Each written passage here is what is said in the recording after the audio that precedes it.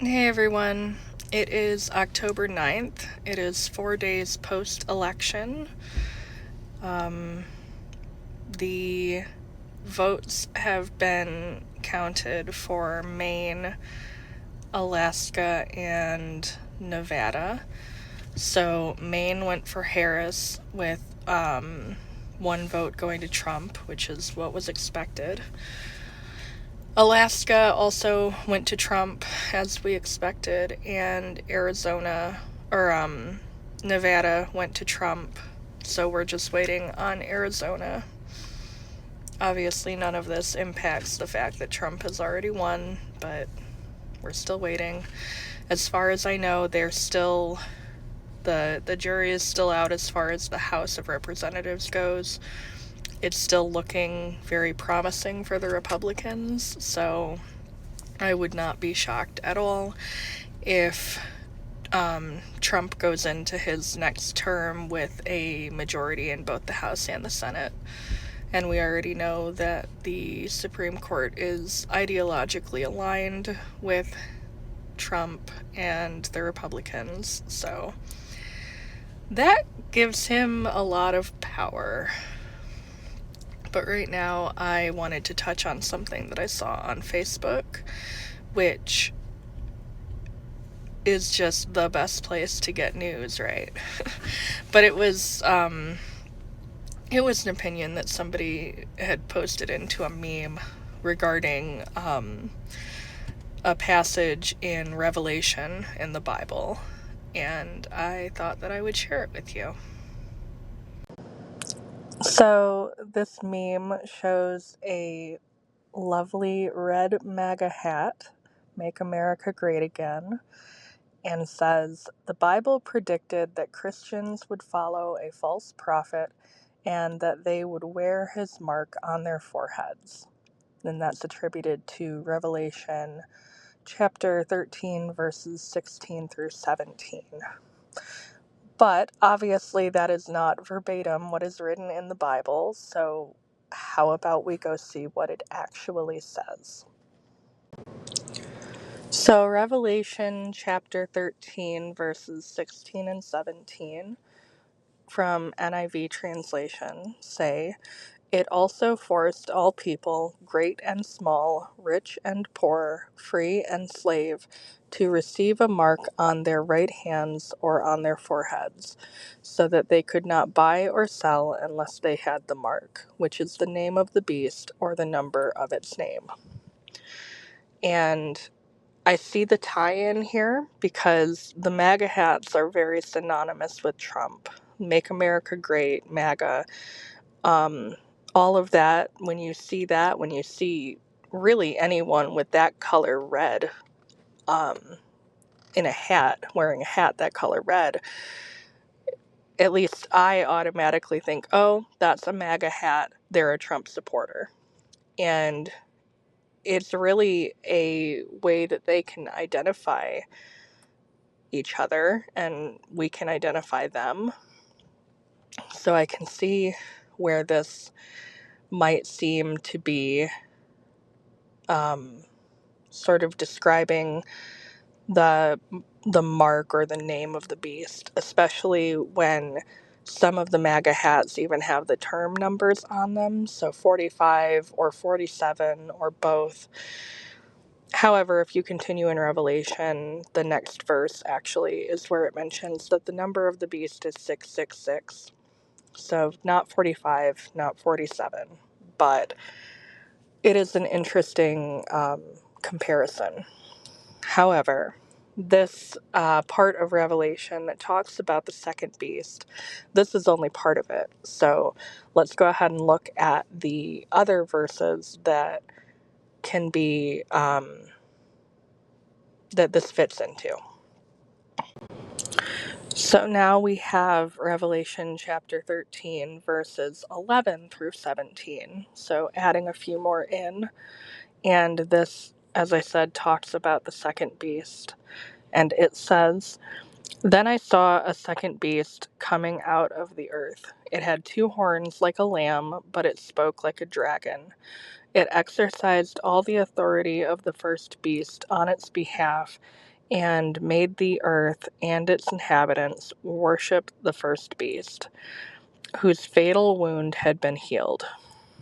And it performed great signs, even causing fire to come down from the heaven to the earth in full view of the people. Because of the signs it was given power to perform on behalf of the first beast, it deceived the inhabitants of the earth. It ordered them to set up an image in honor of the beast, who was wounded by the sword and yet lived. The second beast was given power to give breath to the image of the first beast. So the image could speak and cause all who refused to worship the image to be killed. It also forced all people, great and small, rich and poor, free and slave, to receive a mark on their right hands or on their foreheads, so they could not buy or sell unless they had the mark, which is the name of the beast or the number of its name. And this, using all of the verses together, instead of just the final two, it kind of does make you think about the theory of Donald Trump as Antichrist. I don't really read that much into it, but it's interesting to look at it in context, in the context of this chapter of Revelation. I also find it interesting here where it talks about the second beast, or the first beast. It ordered them to set up an image in honor of the beast, who was wounded by the sword and yet lived. Or at the beginning, it exercised all the authority of the first beast on its behalf, and made the earth and its inhabitants worship the first beast, whose fatal wound had been healed.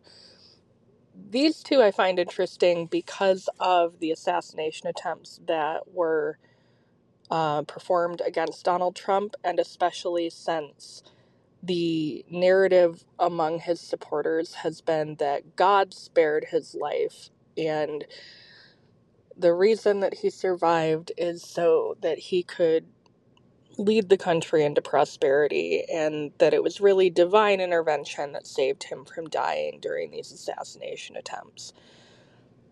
I think that that's a bit of an exaggeration on their part. I Obviously, an assassination attempt is nothing to make light of, but I don't think that he was ever in danger of actually dying from said attempts.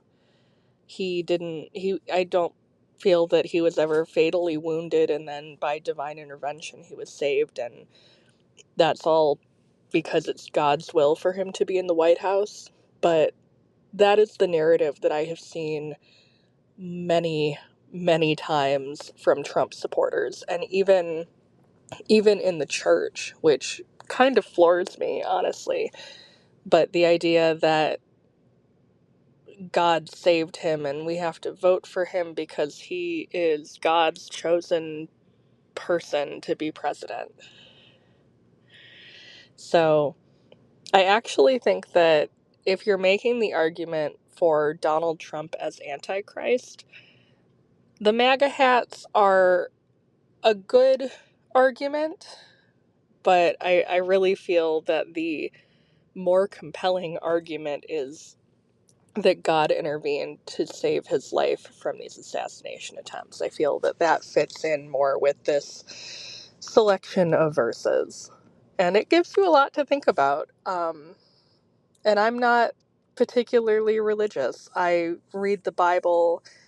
I read many religious texts, but in this case, I was raised in a Christian, specifically Baptist household, but I don't really practice. I read it more so to understand what others are believing and to get,